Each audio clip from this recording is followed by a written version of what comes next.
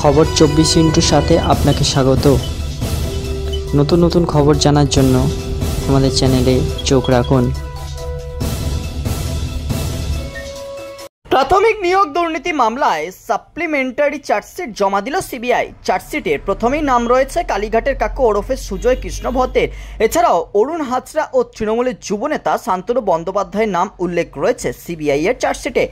শুক্রবার কলকাতার নগর দায়রা আদালতে চার্জশিট জমা দেয় সিবিআই। জানা গিয়েছে, চার্জশিটে নতুন করে 201 ধারা অর্থাৎ তথ্য প্রমাণ লোপাটের ধারা যোগ করেছে সিবিআই।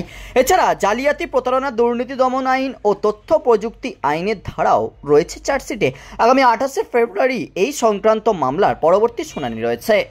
সূত্রের খবর, মোট 11 জন সাক্ষীর গোপন জবানবন্দি নেবার আবেদন করেছে সিবিআই। তথ্য প্রমাণ লোপাটের ধারাও যোগ করায় এবার আরও বিপাকে সুজয় কৃষ্ণ ওরফে কালীঘাটের কাকু।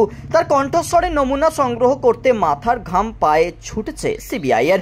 প্রসঙ্গত, প্রাথমিক নিয়োগ দুর্নীতি মামলাতেই গ্রেপ্তার হয়েছিলেন সুজয় কৃষ্ণ। তাকে প্রথমে এনফোর্সমেন্ট ডিরেক্টরেট গ্রেপ্তার করে, এরপর একই মামলায় তাকে সিবিআইও গ্রেপ্তার করে। দীর্ঘদিন প্রেসিডেন্সির জেলেই ছিলেন কালীঘাটের কাকু।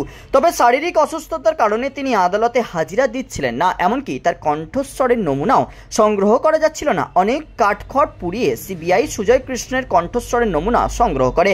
এবার সেই সব তথ্য প্রমাণের ভিত্তিতে চার্জশিট জমা দিল সিবিআই। গত 19 ফেব্রুয়ারি জামিন পান কালীঘাটের কাকু। তবে তিনি বাড়ি ছেড়ে কোথাও যেতে পারবেন না। সিবিআইও সর্বদা নজর রাখছে তার গতিবিধির ওপরে। ব্যুরো রিপোর্ট, খবর 24।